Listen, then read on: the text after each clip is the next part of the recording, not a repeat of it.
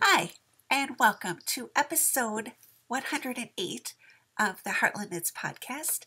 My name is Vicki, but you can find me as Heartland Knits on Ravelry and Instagram. And today is Sunday, May 31st, 2015. This week was sort of a start new project week. I started a couple new things and kind of when I'm, not really sure what I wanted to work on next, I started some things and then restarted things. And so it was one of those kind of weeks. So let me show you what's on my needles. Like thinking if should I start with the new stuff or the old stuff? I'll get the old stuff out of the way with first because there was not that much done on my lace shawl. This is a hand spun lace shawl.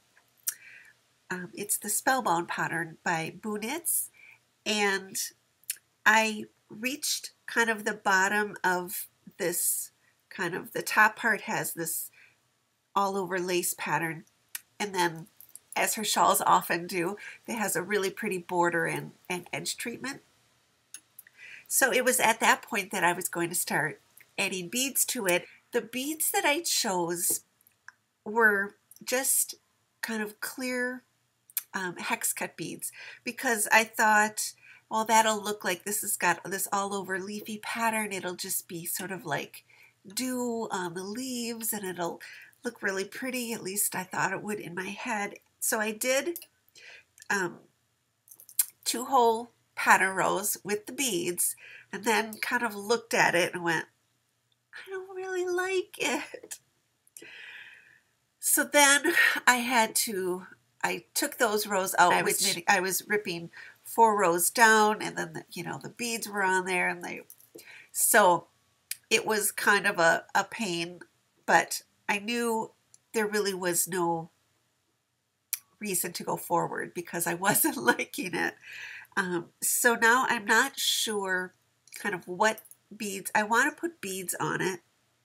This is an alpaca silk hand spun, so I think that'll kind of give the edge a nice little weight. So I might do sort of the border without any beads and then just on the very edge put those crystal beads on. I don't know what it was. They were not like the silver lined beads that I've used a lot. They were a hex cut, so I thought they would just shimmer the light. They just looked sort of, I don't know, like cheap or something. It was not what I was looking for. So I added 4 rows. It took 4 rows away. I did do one more repeat of the lace pattern, but so this did get a whole lot of work, and so I do have to figure out what I want to do for the beads because I really do want that shawl. So that was sort of the one old thing that I worked on. So one of the new projects that I started this week goes along with our mitten along that we're doing in the Friends of Heartland Knits group.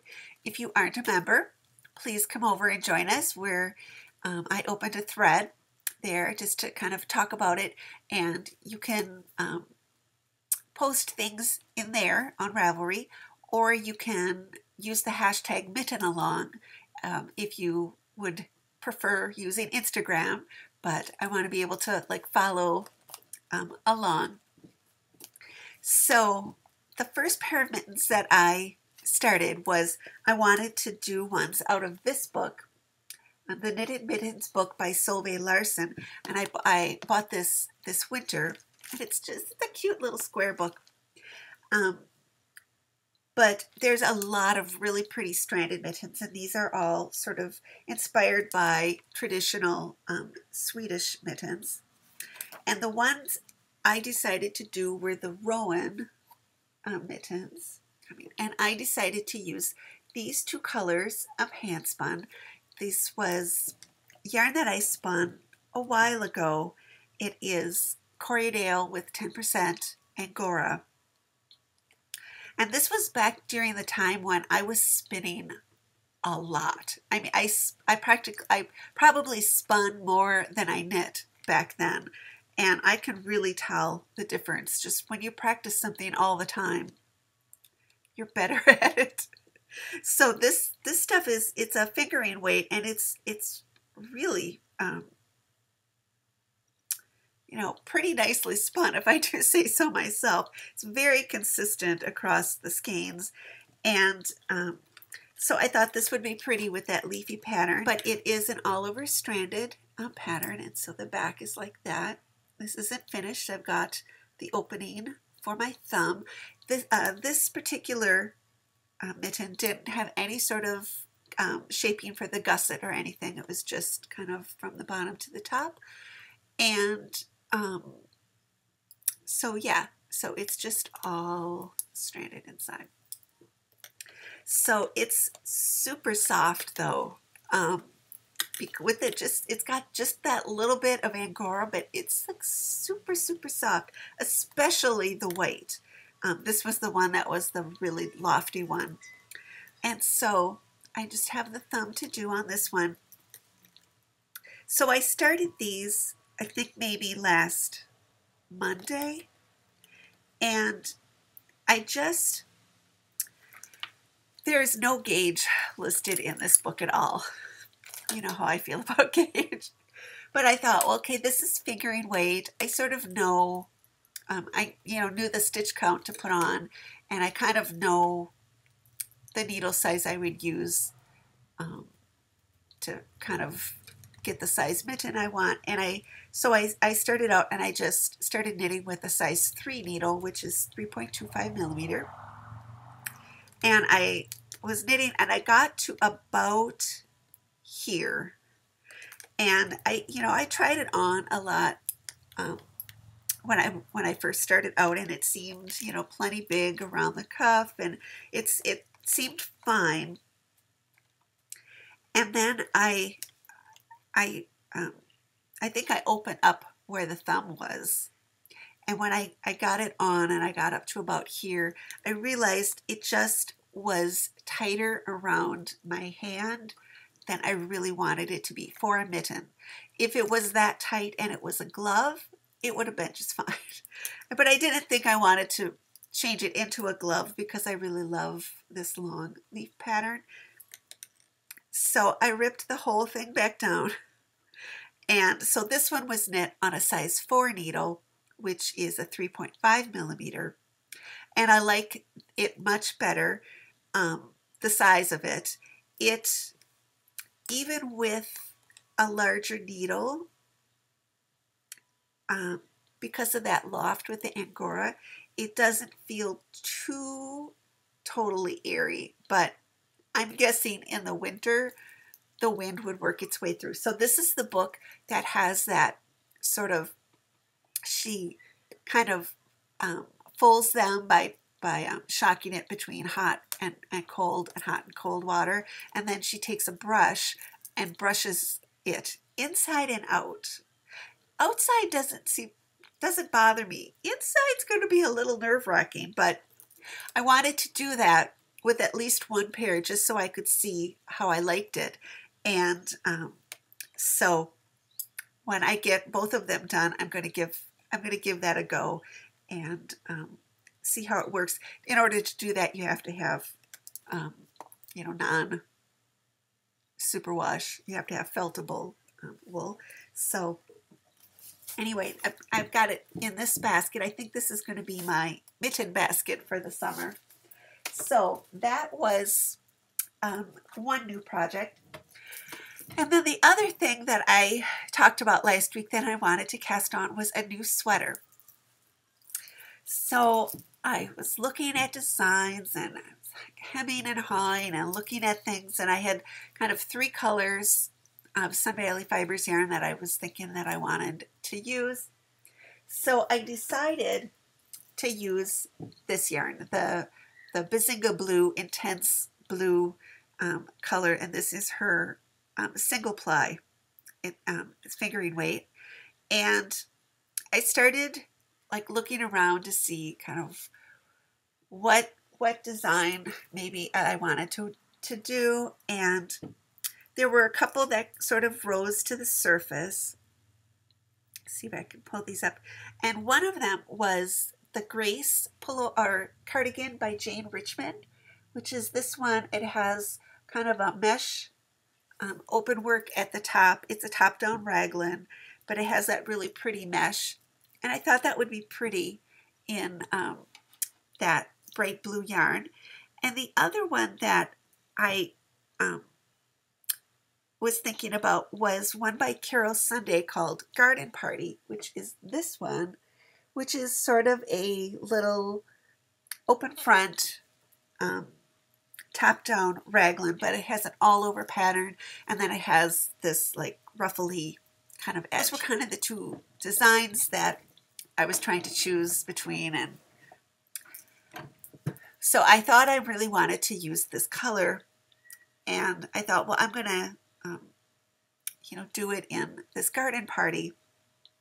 But then I stopped to think, well, what I want to do with the Garden Party sweater is I want to make it kind of not really cropped, but kind of not below my waist, because I want to wear it.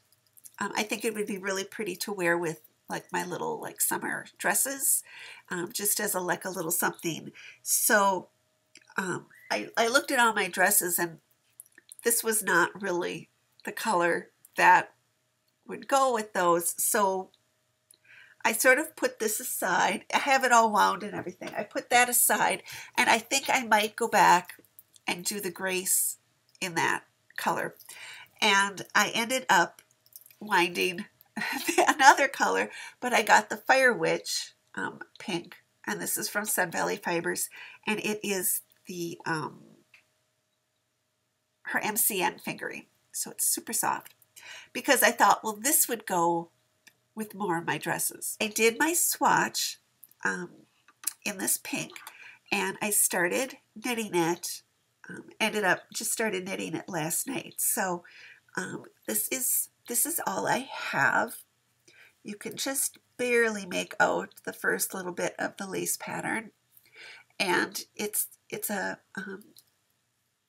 you work the ruffle kind of as you go, and it's, to me, this is like a kind of a fun design to do. I think this is my 4th Carol Sunday pattern, and they're always interesting to knit. And I have never had an issue with the instructions in her patterns. I find them really clear. I don't know if we just maybe like think on the same wavelength or what, but I know I like a lot of her designs. They're really pretty. So the gauge is listed over the lace pattern. So I did my little swatch and ended up having to go down in needle size. So this is on size 3 needles, which are 3.25 millimeter. But you start out doing the garter, like for the ruffle, and then you work this in. It's a top-down raglan, but the whole thing is charted because you're doing it in this all-over lace pattern. It was fun to work on this last night. So that is as far as I am there. So those are really the things that are on my needle. So it was like I knit a lot. I don't feel like I have a lot to show for it because I kind of knit the mitten twice, and I like fooled around with gauges and everything for sweaters. So I just don't feel like I have a lot to show you for kind of as much as I knit this week. And then I don't have anything off the needles, but I do have a garden segment, and I'm gonna like throw this in. This was recorded last week, so I cut the whole garden thing off. I was telling you about my roses, all the new roses that I put in, and I did a little video out there. So instead of re-saying all that stuff, what I'm going to do is just insert the video from last week in right here, so that you can get all caught up to date on that. So I'm going to throw that in here. So then the other thing that's been taking up most of my time, because really it's been 2 weeks, and I mean that was kind of considerable progress on I got the bohus done, but it's not that much knitting considering it's been 2 weeks. So most of my time has been spent kind of getting the gardens in, and the last time I was talking to you, I kind of asked about roses, and so I thought I would just kind of go through quickly and show you the ones I ended up getting. The important thing to me was the fragrance. I needed to have roses that smelled like roses should smell. You know, there's a lot of kind of really, you know, beautiful, they're like beautiful kind of shrub roses, and they flower all summer and stuff. They're disease resistant and hardy, but they just don't have a fragrance. And those just didn't quite interest me. So even though I wasn't interested in hybrid teas, I ended up getting a couple hybrid teas, but one of them won an award for, you know, disease resistant, and other ones had like reviews from people that said that they did all right, and that they had a chemical free garden. So I went to a couple places and was looking to see what they had, and I saw this one. It had bushes that had blooms on them, and where I really wasn't looking for a white rose, this one, I had to buy it. It smelled so good. It smelled like a rose should smell like. And this is called Milwaukee's Calatrava, and it is it's interesting. It was bred by the same man, Bill Radley, who did the knockout roses, which are kind of everywhere, and which were ones which were suggested to me because those are kind of ever blooming, and you can have beautiful roses and not have to do a thing to them, but they don't smell. And this one was bred by him. He's a Milwaukee native, which is why he named it after Milwaukee. And but it has an amazing fragrance. Because I really wasn't looking for a white rose, and I wanted 3 pink roses, you know, 3 roses for the pink garden and one for the back garden, which I think of as my mom's garden. And just a white rose, it's beautiful and it smelled really pretty. It just, what I wanted for back there was something just with a little more pizzazz. But this one, I had to buy it because it smelled so good. So I ended up putting this in the middle of the pink garden. It does have little pink on the buds. It said it will tend to go pink in cooler weather. So I don't know. It doesn't matter. It's just so wonderful, and it's gotten a couple blooms already on there. So the one I ended up getting to put in the back garden was this one, and it is called Dick Clark, and it is a, what do they call this?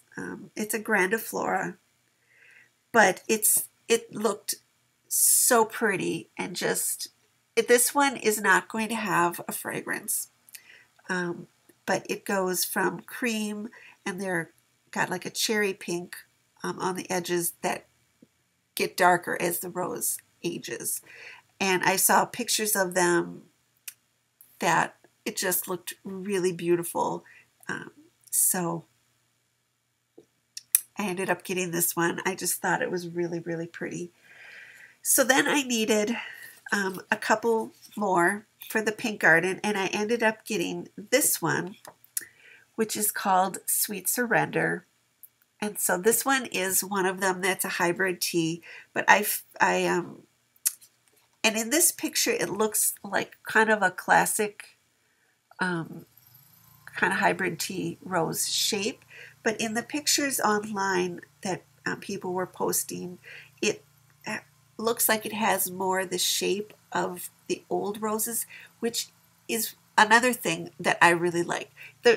Honestly, the roses that I really wanted are the ones I couldn't find anywhere, and they're what we call the English roses. In England, they call them Austin roses because they were bred by David Austin. Old kind of roses have that really pretty kind of cupped, like quartered shape, and they have a really wonderful scent, but they only bloom once in a summer. So he took kind of that, the shape of the rose and the scent, and got them so that they will repeatedly bloom. And I still have one of his roses in my garden, but I couldn't find. They're not as easy to find anymore as they were kind of even back 10 years ago. So I saw this one and it looked like it had that shape, and it's supposed to have an amazingly heavy tea rose scent. So I don't know. I haven't, it's just coming into bud, so we will find out. But it was also supposed to be that people were growing them without having to spray. So I thought I would take the chance. So then I still needed one more in the pink garden. I planted one last year that just didn't come back. And it was one that had a 2-year guarantee on it that it was supposed to come back. It was one from Bailey Nurseries in Minnesota. And, last winter when I was doing the KonMari thing and getting rid of things, I remember I came across the stuff I needed to keep for the guarantee, and I tossed it because I thought, I'm not going to need this. So why am I keeping all this stuff? And then when it didn't come back, I was, I don't have any of the stuff that I need to, send to them. So I kept waiting and waiting for it to come back, and I really wanted kind of a rose in that spot. So I saw this one one day, and it is called Delish. And so this one also has that sort of old-fashioned rose shape, and it has a stupid name, Delish, but it's supposed to be a verbena and citrus fragrance. So I thought it looked really pretty, and this is the one that won awards. It won an award in Germany for being a hybrid teas that had complete disease resistance. We'll see. But so I ended up, I've been learning so many new things, just like reading up, and there's so much more I need to learn. But I knew that kind of the names of roses that we know are kind of marketing names that are put on roses after they've gone through all kinds of trials and grown all kinds of different places and things, that they're given a name. And I thought that sort of once it had a name, it was that name kind of everywhere. And I found out that is not the case. So this one in America, this is called Delish. Such a stupid name. But it was a rose that came from France. So it's got 5 different names. And in France, it's called Parfum de Provence, which is such a much better name than Delish. But then, because I was kind of on the fence about, should I get this, should I get this one? And so then I was reading more, and in Australia, it's called the forget-me-not rose, which I thought, well, that's kind of odd. Little forget-me-nots are little blue flowers, but they called it the forget-me-not rose because of the scent, and they used it for some campaign for like an Alzheimer's kind of, I don't know if it was a charity or exactly what it was for, but that's why they named it, or they called it the Forget-Me-Not. So then that made me like, no, I had to get this one. I had planted it because I wanted to get it in before it rained that day. And so then I was reading up on it, and I almost thought, well, maybe I should put it in the little mom's garden, the Forget-Me-Not rose, and so that I could switch some or something. And then I just thought, no, I'm just gonna leave it. Like, she would not care if it was over there as opposed to back there. So I am really like anxiously awaiting for this one to bloom. So then, I had that one that I planted last summer. I left it, the little like stump of it, in the ground because I just kept thinking it's going to come back out. Maybe it'll come back. Maybe it'll come back. And I dug the holes for all the roses like one day, where I knew I wanted them to be. And so then when I put this one in, I wanted to just get it in the ground before it rained, and kind of got it right in the ground, and I heard like some thunder. So I didn't have time to go back and like dig out the old one, which is, it's kind of right behind where I put this one. So then last week, when I thought I'm going to dig that old one out of there, I went out there and I looked, and it looked like a little leaf. It looked like a rose leaf was like laying on, on the ground. And I looked really close, and I kind of dug around with my fingers around it a little bit, and there was like another little sprig coming up. And I think that one that I planted last year is actually coming back. So that one came from Minnesota, and I had the 2-year guarantee. And it, on their website, it doesn't say specifically on that variety, but other places on the website, it says that they're grown on their own root, which means a lot of roses are grafted on, so that like you get the pretty yellow rose on like some other rootstock that is either hardier or whatever. Up in the north, if you have a grafted rose and the top dies back in the winter, the rootstock comes up and it will either not flower, or it will be, like just something that you're not really maybe interested in growing, or something that will bloom once or something. So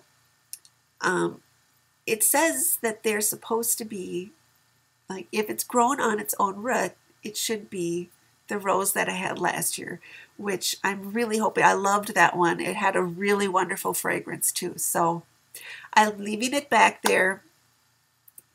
If it does come back, I read where it can, when they do come back from, the root like that after dying off at the ground,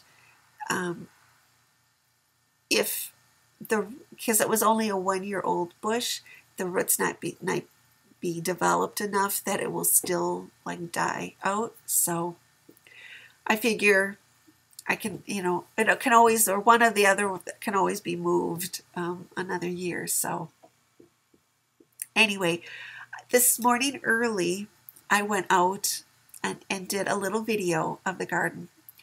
So I'm going to try to put that in. It's raining right now, and I think it'll probably be raining tomorrow, but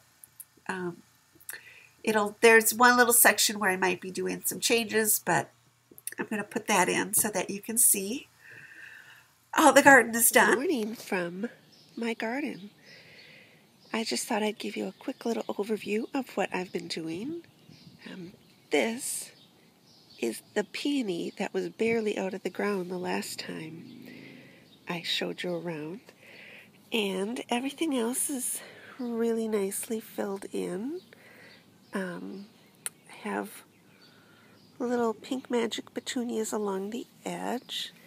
And there's annuals and a few new perennials. Here is one of the new roses that went in. Some little cosmos coming up back there. And this is my one rose that came back. This is an Evelyn and David Austin English rose. And here's where the daffodils were. I kind of braided the leaves so that I could plant some little snapdragons in between there. And here is another of the new roses. It's kind of blowing out there, and it's not even a sunny morning, but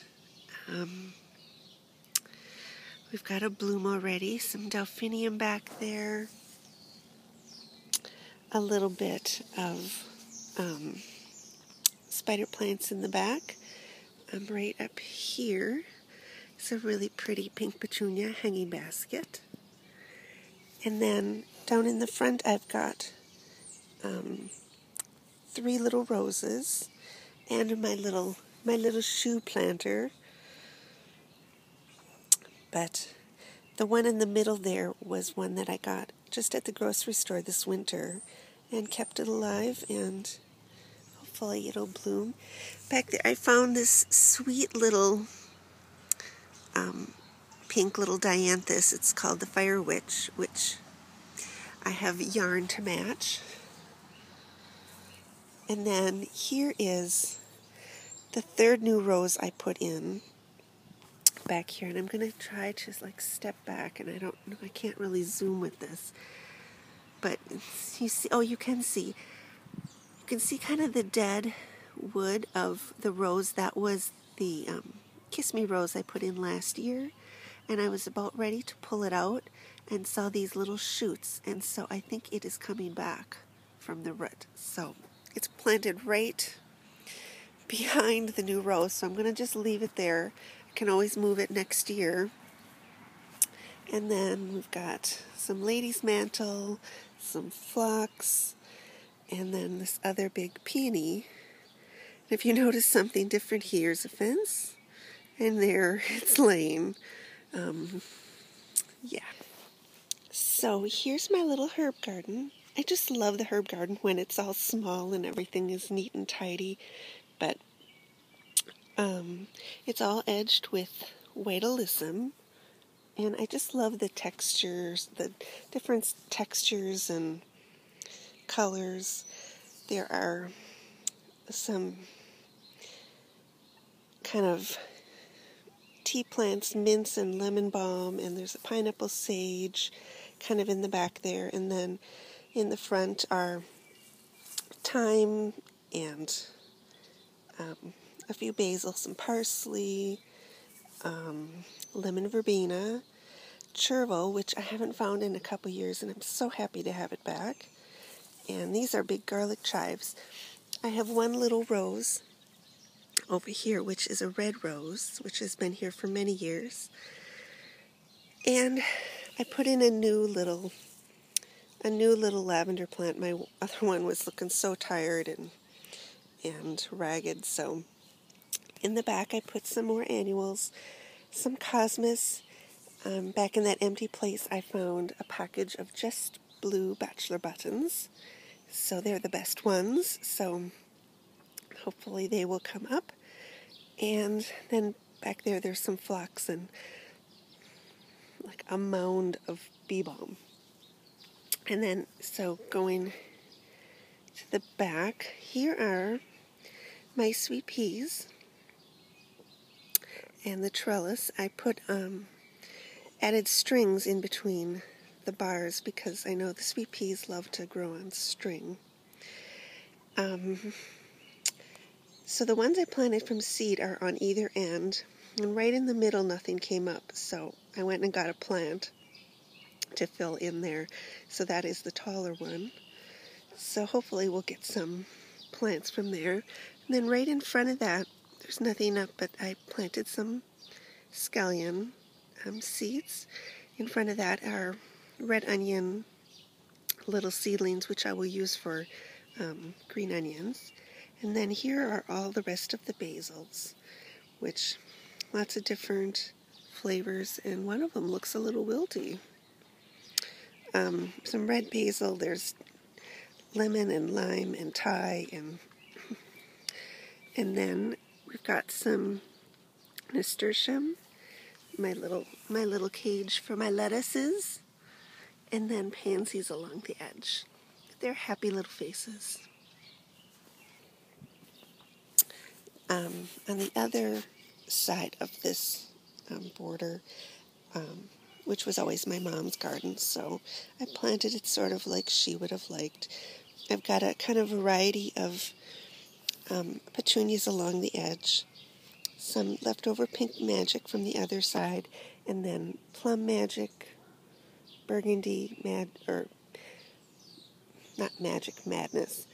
pink madness, burgundy madness, plum madness, this kind of stripy one, and some plain white ones. And then behind that I've got a nice little line, like little soldiers of snapdragons, because she believed that gardens should be planted in nice straight lines. There's going to be, might be a few changes in there. I'm like trying to figure out if I want to change things. But I planted some morning glories to go up on this trellis. And there's some delphinium back there. This is my beautiful, healthy sunshine or sunsprite rose. Doesn't it look happy there? And little forget-me-nots in the front. Some more snaps, kind of white daisies behind that. And then here is the other rose out here, and this is the Dick Clark. And then I love these. I found these this year. They're yellow and white stripy thing. I just thought it was so pretty. And then some zinnias and more snapdragons. A little mum. This is the one. This is a mum that's been there for years. You can tell it should have been divided, but I planted a new little yellow one. And then going all the way to the end, there's a few little zinnias, and here is the pretty happy bleeding heart. So that is about the show for this week. I want to thank everybody for watching, and I want to thank everybody who signed up for my ZK class. So last week I was talking about ZK is about a month away, and I said I was going to be teaching a class, and I was worried. I really was worried that kind of nobody was going to sign up for my class, and people did. So thank you guys so much. So anyway, I am really looking forward to it. Thursday, I was thinking I should, I was like working on the little class handout. And I thought, well, maybe I'll just not do that. Maybe I'll just sit in it instead, because maybe no one will sign up and then I don't need to do the handout. But people did. I didn't go over because I wasn't planning on signing up for a class myself. And somebody on my Instagram posted a screenshot of the threads on the ZK Ravelry board, and it had my class and it said full on it, and I was like, oh, it was full. So thank you guys so much. I am really looking forward to that. But that is about all that I have for you. Thank you so much for watching and for joining the Ravelry group. You can subscribe on YouTube. It's Heartland Knits is the channel. It's 2 words. But until I see you next week, from my heart to yours, happy knitting.